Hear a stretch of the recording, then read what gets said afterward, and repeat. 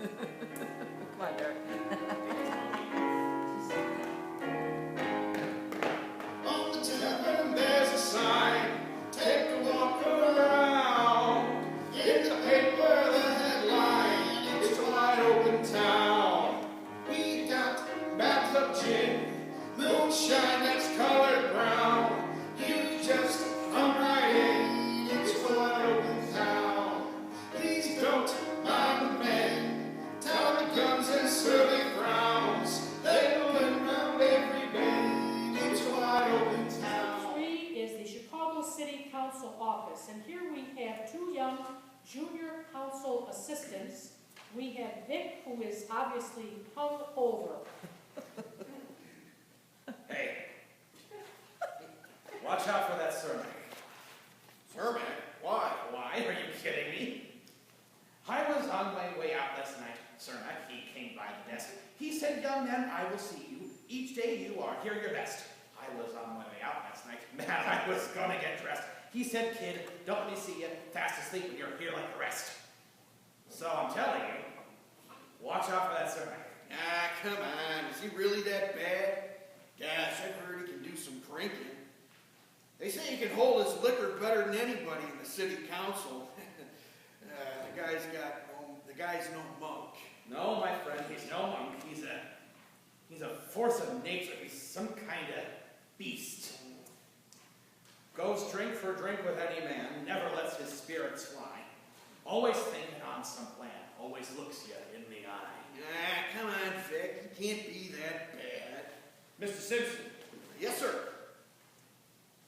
Mr. Simpson, Councilman Volk tells me that he has asked you to prepare the statistics for last month's street and sanitation payroll. Yes, sir, Mr. Cermak. Mr. Simpson, these statistics for the last 4 quarters. Yes, Mr. Cermak. I have that almost finished. Mr. Simpson, you have been assigned to the city's Street and Sanitation Investigation Committee. Your sole responsibility at this point on the committee is to acquire and organize the payroll points to Alderman Volk. Have you been have you been taking this job seriously? Mr. Simpson, you were given a job as assistant to the alderman of the city's 7th ward to serve that ward, and this council in matters regarding the welfare of this city, not to drink wine and eat steaks at the Palmer House. It seems that at times there are those in this council that believe the latter in that case. It is not. Now, Mr. Simpson, Alderman Volk, and I expect to see those figures on his desk by lunchtime. Yes, By sir. lunchtime, Mr. Simpson. Not during, not after.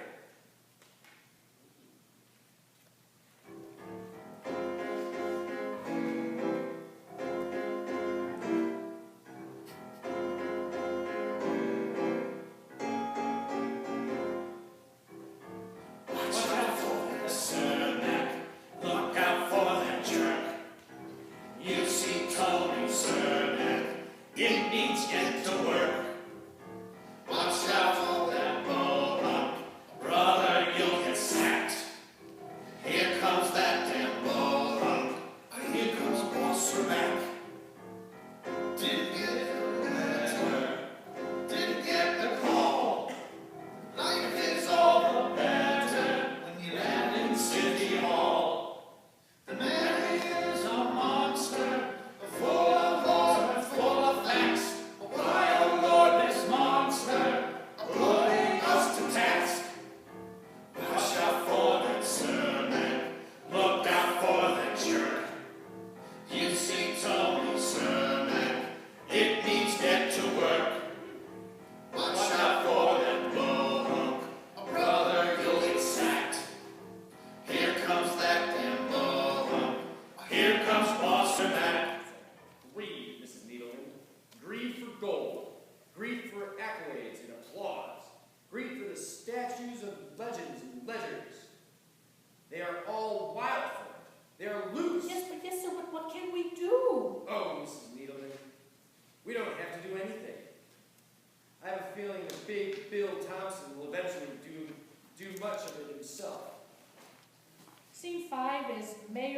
Thompson's office. It is a very puffy and ornate place.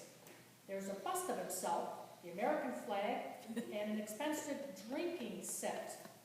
Big Bill saunters over to his office chair. He lights a cigar and looks over some papers on his desk. Oh, he is bemused. And after a moment, he carelessly dumps them back on the desk. Ah, heck. Do it again.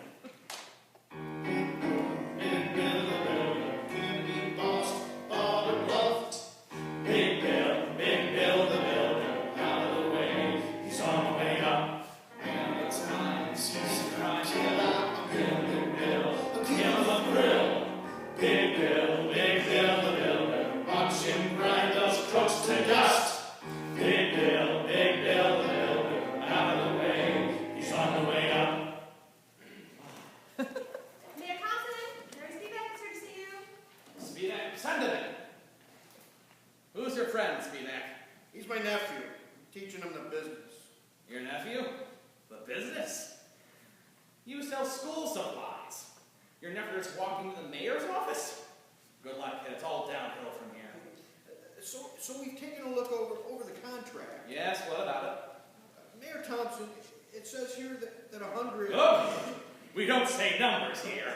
Yes, sir. It says here that a very formidable sum, exclusive of the contract for actual school supplies, will go to repair and maintenance of the material purchase. What kind of repair do school supplies need? Boys, maybe we got the wrong guys for the job here. I think I can find another school supply company to supply me with the bid for exclusive student material rights for the entire Chicago school system. No, Mayor Thompson. We want the contract. We're very happy to have it. It just doesn't seem to be legal in every way. Okay, boys. I've got a very busy day. Do you want the contract or not? Oh, yes, Mr. Mayor, yes. We want the contract. Mayor William Thompson, my name is Marvin Johnson. I am the Assistant State Attorney in the Illinois Department of Justice. I have just witnessed and documented a blatant violation of Article 14D in the statutes of Illinois contract law. You have solicited an obvious kickback to your person and the office in these considerations for employment.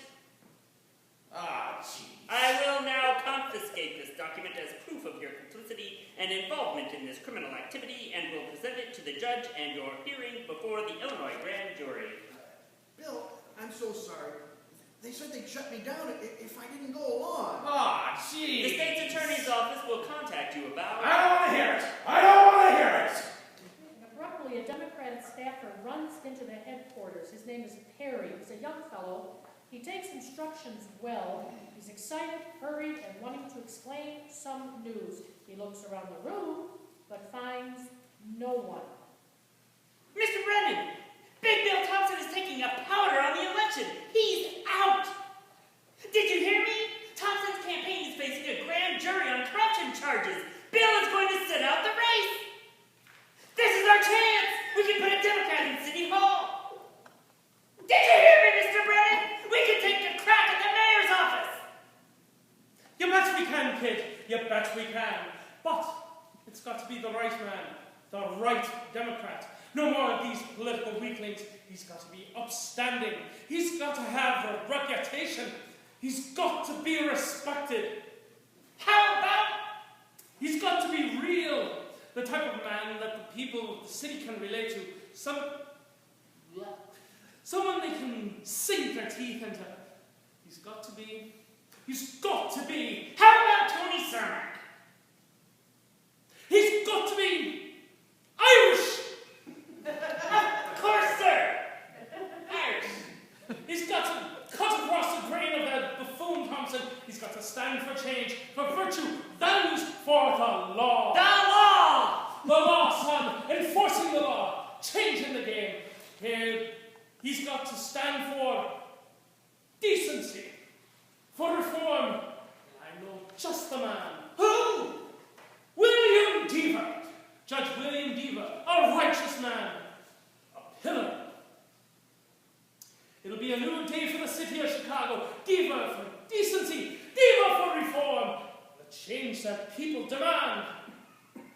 Well, don't just stand there, son. Get out there and sell it! The great hypocrisy of American prohibition. The great taboo. I bet old Al Capone wasn't too happy with that kind of operation. Oh, no. No, he wasn't, Wally. And such a thing forced him to make his own kind of Chicago history. And Scene 8 is going to be in Al Capone's South Side headquarters. We see Capone along with two hoods. And Capone is brooding over the newspaper and the word of Deaver's crackdown.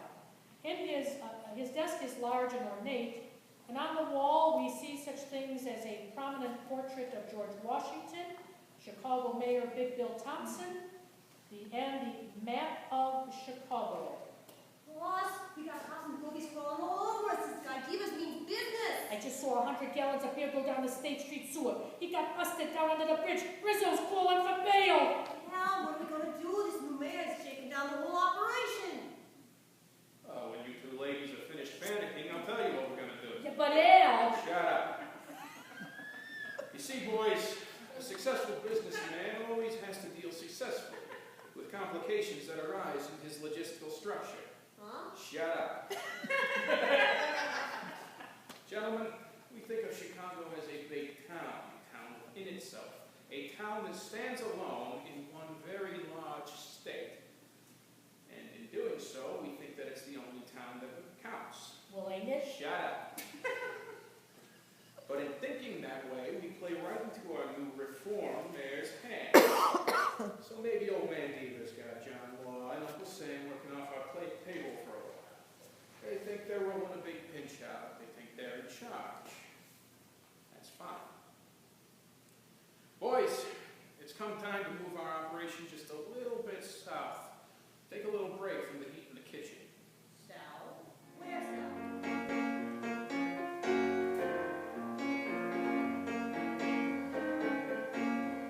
Where do you go when the cops get nervous? Begging off our dough. Slip on down there at your service in Cicero. Where do you go when the screw starts turning and the lamps are low? We're gonna keep the home fires burning in Cicero. Cicero. Just southwest of the Union. Cicero. There's some wrong guy who would like to speak, and he might have told you right down Rosie Road. Come down and have a drink, lie in your road. It's the same old party, different zip code. What else would you expect from Al Capone? Cicero, Cicero, Cicero! And reform fails in Chicago. It fails because it could not succeed. For as long as prohibition was the law of the land, it meant that life in the city went hand in hand with lawlessness. How you doing, Bill? Can I get you a drink? Only if you join me. Of course. So, Bill, here we are, back in the saddle. Why, sure, Al. You know I can't thank you enough for your support. Okay. But today I want to talk to you about somebody. Sure, Al. Who? Tony Cermak. Ah, that guy. Just a dumb mohunk acting like Napoleon. These city Democrats, they give him a taste, they want the whole pie. Yeah? Well, this dumb bohunk just dismissed one of my captains running garbage routines on the north side. All of a sudden, there's another dumb bohunk running things up there. Ah, Al, it's just... Shut up! Okay. Last weekend, he pitched 12 no-show jobs from the city's waterworks payroll. Some kind of committee decision. How you know I vetoed that? Yeah, and they overvoted you. This guy is costing me. This guy is costing me money. Now I want to know who this guy is. Who is this Pushcart Tony? This is the guy who cheated on his wife, all that power, and was barely sliced. So like the party don't seem right. The guy can't stop living a clean public life. What are we going to do? He never get caught. He's just like a screw, a fish never caught. What are we gonna do? He'll never be taught. Don't play by the rules. How about he gets shot? Guys, look at you. This one born with a silver boot in his mouth, and you two with the brains of a flounder. You come up against a guy that had to work for a living, figure things out, and you turn into a bunch of snotty little girls. Yeah, he doesn't even have support of the top Irish in his own I party. said, shut Okay. The Irish Democrats. Lousy, stinking Irish. It's another reason I like this guy. Let's go. Stop and threaten. Boss Brennan stood up at the top of the hill. Tony Servant and only looked up at him. Come on, guy, push over. Something else happened then, Lolly. Something even more dramatic. Something that had been happening in the world of politics for a long, long time. What happened, Mr. Flotto? Something that always changed things, Lolly. And this time changed a lot. William Brennan died. He died? People die all the time. But in Boss Brennan's case, there would have been someone who replaced him as the absolute head of the Chicago Democrats. You mean... Tony Servant. Boss Servant. Now we'll have a murder city wide open town at full tilt. Get your paper, gunfire in the streets. Chicago, gangland, war, Capone and Moran and Luggerhead. Get your news. Wise guys rule the roost.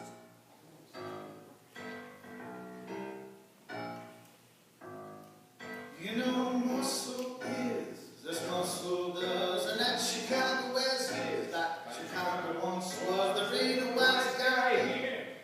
There's gotta beef with that.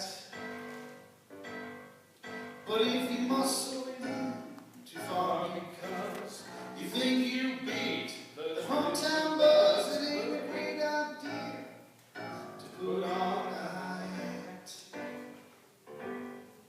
You see, a rat-a-tat-tat, a rat-a-tat-tat, a rat-a-tat, a rat-a-tat, a rat-a-tat-tat, a rat-a-tat-tat, a rat-a-tat-tat, a rat-a-tat, a rat-a-tat-tat. The great American dream of instant riches and lifelong prosperity becomes the American nightmare. It is the time of the Great Depression. And it's raining out down in the world, ministering